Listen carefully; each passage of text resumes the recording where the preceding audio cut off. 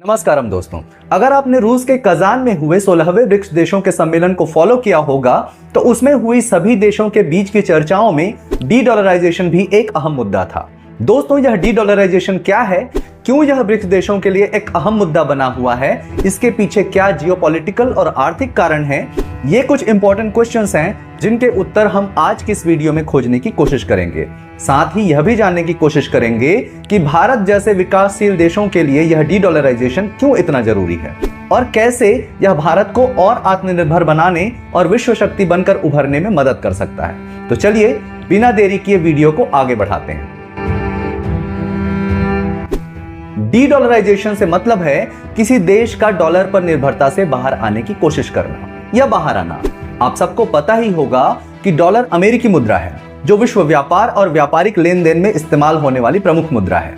इस कारण से प्रत्येक देश को इस मुद्रा को अंतरराष्ट्रीय व्यापार के लिए जमा करके रखना पड़ता है, जिसे हम अर्थशास्त्र की भाषा में विदेशी मुद्रा रिजर्व या फॉरेन रिजर्व के नाम से जानते हैं। जिस देश के पास जितना अधिक फॉरेन रिजर्व होता है उसके उतना ही स्टेबल होने के चांसेस ज्यादा होते हैं, लेकिन इसके कुछ नुकसान भी हैं दोस्तों, जिन पर आगे हम चर्चा करेंगे। खैर, डी डॉलराइजेशन का उद्देश्य यह होता है कि एक देश अपने आर्थिक लेन देन और विदेशी व्यापार के लिए डॉलर के बदले अपनी लोकल मुद्रा या अन्य मुद्रा का उपयोग शुरू करे। जैसे हाल ही में भारत और रूस के बीच रूबल और रुपये में तेल का व्यापार शुरू हुआ है। चीन इस दिशा में काफी आगे है, वह अपनी मुद्रा रेनमिनबी का इस्तेमाल पहले से ही इसके लिए कर रहा है। ऐसा करने का मकसद यूएस डॉलर के मॉनेटरी सिस्टम से जुड़े असर और रिस्क से बचना होता है। साथ ही अमेरिका के इस क्षेत्र में मोनोपोली और प्रभुत्व को कम करना भी इसका एक उद्देश्य है। दरअसल द्वितीय विश्व युद्ध के बाद ही जब अमेरिका एक महाशक्ति बनकर उभरा, उसके बाद से ही वैश्विक व्यापार और लेन देन में डॉलर की भूमिका बढ़ने लगी और धीरे धीरे वैश्विक पटल पर व्यापार के लिए डॉलर एक महत्वपूर्ण मुद्रा बन गई, जिसके चलते हर देश को डॉलर को अपने पास वैश्विक व्यापार के लिए संग्रहित करके रखना पड़ता है, जिसे मैंने पहले ही बताया, इसे फॉरेन रिजर्व कहते हैं। डॉलर पर इस वैश्विक निर्भरता के चलते अमेरिका को आर्थिक और जियोपॉलिटिकल स्तर पर हमेशा ही एक अपर हैंड मिलता है, जिसकी वजह से अमेरिका को किसी देश पर डायरेक्ट या इनडायरेक्ट कंट्रोल मिलता है, जिसका वह कई बार गलत इस्तेमाल करता भी दिखता है। जैसे रूस यूक्रेन वॉर में रशिया पर लगाए गए कई सैंक्शन अमेरिका के इसी कंट्रोल को शो करते हैं। तो खैर, आगे बढ़ने से पहले आइए थोड़ा हम फॉरेन रिजर्व को और अच्छे से समझें। फॉरेन रिजर्व या विदेशी मुद्रा भंडार वह मुद्रा या एसेट है जो किसी देश की केंद्रीय बैंक, जैसे हमारे देश में रिजर्व बैंक ऑफ इंडिया के पास विदेशी मुद्रा के रूप में जमा होती है। अगर हम भारत के फॉरेन रिजर्व की बात करें तो इसमें मुख्यतः डॉलर 55 से 60%, यूरो 20%, इसके साथ पाउंड और येन जैसी अंतरराष्ट्रीय मुद्राएं शामिल हैं। फॉरेन रिजर्व में सोने को भी शामिल किया जाता है, जिसकी भारत के फॉरेन रिजर्व में हिस्सेदारी लगभग 8% की है, जो वजन के हिसाब से लगभग 797 मीट्रिक टन है। इसके साथ ही इसमें अंतरराष्ट्रीय मुद्रा कोष के विशेष आहरण अधिकार और अन्य देशों के सरकारी बॉन्ड भी शामिल होते हैं। अगर हम भारत के फॉरेन रिजर्व की बात करें तो वर्तमान में भारत के फॉरेन एक्सचेंज रिजर्व में एक सिग्निफिकेंट ग्रोथ देखने को मिला है। मई 2024 तक भारत का रिजर्व लगभग 652 बिलियन डॉलर के आसपास था, जो सितंबर के आते आते 705 बिलियन डॉलर तक हो गया। हालांकि अक्टूबर में इसमें थोड़ी गिरावट देखने को मिली, जिसके बाद यह घटकर 690 बिलियन डॉलर तक हो गया है। तो वर्तमान में वैश्विक गतिविधियों में अस्थिरता के चलते ये गिरावट देखने को आई, जिसमें इजराइल हमास वॉर और रूस यूक्रेन वॉर का वैश्विक स्तर पर प्रभाव भी शामिल है। किसी देश के फॉरेन रिजर्व का ज्यादा होना उस देश की स्थिरता और विकास के लिए आवश्यक होता है दोस्तों।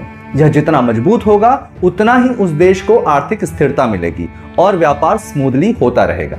भारत के इस समय फॉरेन रिजर्व के बढ़ने के कुछ कारण हैं जो कि बहुत इंपॉर्टेंट हैं। बीते कुछ सालों से भारतीय शेयर बाजार में विदेशी निवेश में वृद्धि दर्ज की गई है, जो लगभग 2.7 बिलियन डॉलर की है। विदेशी निवेशकों के द्वारा भारत में कई व्यापारिक सेक्टर्स में निवेश किया जा रहा है।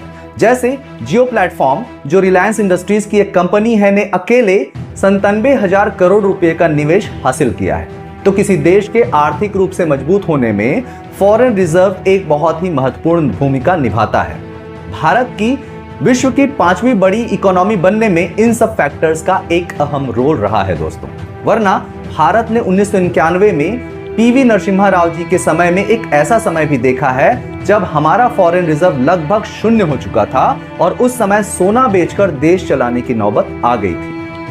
फॉरेन रिजर्व्स के इतना महत्वपूर्ण होने के बाद भी इससे मुक्त होने या कम करने की पहल विश्व भर में क्यों हो रही है? खासकर भारत इस दिशा में इतना मुखर क्यों है? आइए आगे इसे समझें। डी-डॉलराइजेशन का अर्थ, जैसा कि मैंने पहले ही बताया, कि किसी देश की अर्थव्यवस्था में डॉलर की निर्भरता को कम करना।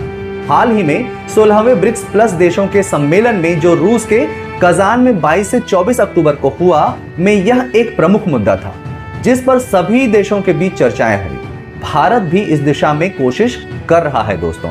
इसी के चलते पहली बार उसने रूस के साथ कुछ और अन्य देशों के साथ रुपये में व्यापारिक लेन देन करते हुए इस दिशा में एक कदम बढ़ाया। चीन ने तो इस दिशा में अच्छी खासी सफलता पाई है और उसने अपनी मुद्रा को strongly as a global exchange currency वैश्विक पटल पर स्थापित भी किया है। खैर, भारत सहित अन्य देशों के डी-डॉलराइजेशन को इंडोर्स करने के पीछे कुछ कारण हैं जो ध्यान में देने योग्य है दोस्तों। दरअसल डॉलर के दुनिया भर में फॉरेन एक्सचेंज रिजर्व बढ़ने से सीधे सीधे अमेरिका की मोनोपोली और भी बढ़ती है, जिससे उसका दूसरे देशों के इंटरनल मामलों में इंटरफेरेंस बढ़ता है और दूसरे देशों की अमेरिका पर डिपेंडेंसी और बढ़ती है, जिसके नुकसान ही है।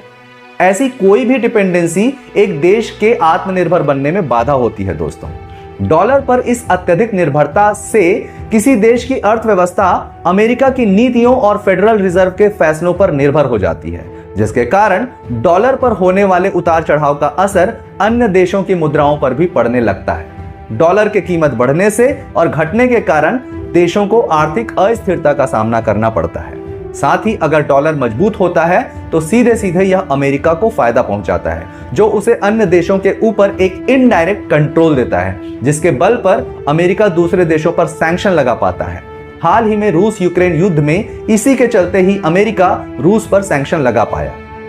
इन सैंक्शंस के कारण उस देश के अंतरराष्ट्रीय लेन देन पर रोक लगा दी जाती है, जिससे उस देश के आयात और निर्यात बाधित होते हैं, जिससे उनकी आर्थिक व्यवस्था चरमरा सकती है, क्योंकि उस देश के पास व्यापार में लेन देन की कोई दूसरी मुद्रा नहीं है। इस इनडायरेक्ट कंट्रोल के कारण अमेरिका अपनी लॉबी को भी और मजबूत करता है, जो उसे संकट के समय में एक एज देता है। जिस तरह से विश्व के बड़े देश जैसे चीन और रूस इस दिशा में काम कर रहे हैं, वैसे ही भारत भी इस दिशा में कुछ महत्वपूर्ण काम कर रहा है, ताकि भारत की अर्थव्यवस्था डॉलर की निर्भरता से बाहर निकल सके। इसके लिए भारत सरकार और रिजर्व बैंक ऑफ इंडिया कई रणनीतिक पहल कर रही है, जो इस प्रकार है। पहला है रुपये में अंतरराष्ट्रीय व्यापार को बढ़ावा देना। भारत अब विभिन्न देशों के साथ द्विपक्षीय व्यापार को रुपये में करने की कोशिश कर रहा है। रूस और कुछ देशों के साथ भारत ने रुपये में व्यापार के समझौते किए हैं, ताकि आयात और निर्यात रुपये में हो सके। इससे भारतीय रुपये को वैश्विक स्तर पर बढ़ावा मिलेगा और इसके मूल्य में भी उन्नयन होगा। दूसरी पहल है दोस्तों स्पेशल वास्त्रो अकाउंट का निर्माण। आरबीआई ने विभिन्न देशों के बैंकों को रुपये में व्यापार के लिए स्पेशल वास्त्रो अकाउंट खोलने की अनुमति दी है। इन खातों का उपयोग अन्य देशों के बैंकों को भारतीय बैंकों के माध्यम से रुपये में लेन देन की सुविधा मिलती है। इसमें Russia, United Kingdom, Germany, Sri Lanka, Israel, Kenya, Oman और फिजी जैसे देशों के वास्त्रो अकाउंट इंडियन बैंकों में लेन देन के लिए अब तक खोले गए हैं। तीसरा पहल है दोस्तों ब्रिक्स देशों के साथ सहयोग। भारत ब्रिक्स देशों जिसमें ब्राजील, रूस, भारत, चीन, दक्षिण अफ्रीका और अब और कई देश शामिल हैं के बीच डॉलर के बिना व्यापार बढ़ाने का प्रयास चल रहा है। ब्रिक्स प्लस देशों के बीच इसके लिए एक नई मुद्रा बनाने पर भी चर्चा चल रही है। हालांकि यह अभी चर्चा के स्तर पर ही है, पर अगर यह सफलता मिली तो डॉलर की निर्भरता से आजादी मिलने में भविष्य में इन देशों के साथ भारत को भी सहायता मिलेगी।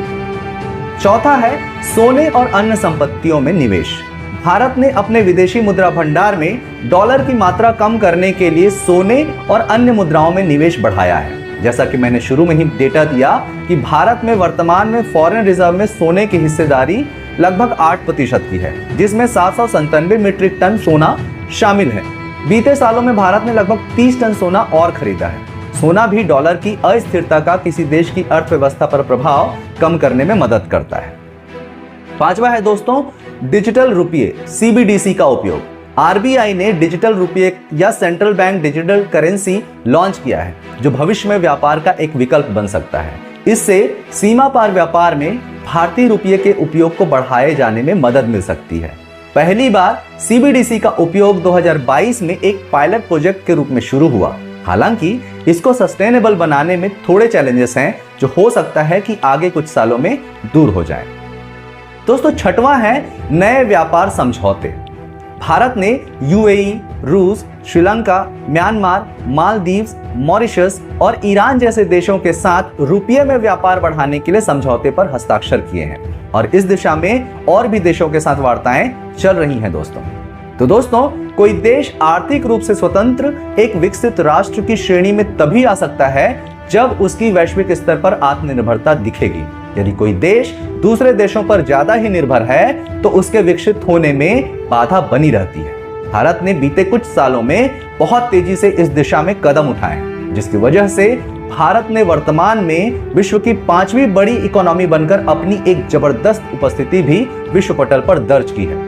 कहा जा रहा है कि अगले साल के अंत तक भारत GDP के हिसाब से दुनिया की तीसरी बड़ी अर्थव्यवस्था बन जाएगी और यह सब हो पा रहा है इस तरह के कुछ महत्वपूर्ण फैसलों की वजह से और बड़े बड़े मंचों पर भारत के बेहतरीन स्टैंड्स के चलते, जिसके कारण कोविड और रूस यूक्रेन वॉर जैसी क्राइसिस वाली स्थितियों में भी जहां विश्व के बड़े बड़े देशों की इकोनॉमी लड़खड़ाई है, वहीं भारत अकेला ऐसा देश था जहां पर अर्थव्यवस्था स्मूथली आगे बढ़ती रही है और इसके लिए सरकार की नीतियों की सराहना करना तो बनता है। और डीडॉलराइजेशन भी इसी दिशा में हो रहे काम भी इन्हीं नीतियों में शामिल हैं। तो दोस्तों आशा करता हूं कि आपको आज का वीडियो इंफोटेनिंग लगा होगा। तो मिलते हैं अगले वीडियो में किसी और नए इंटरेस्टिंग टॉपिक के साथ। तब तक के लिए नमस्कारम, जय हिंद।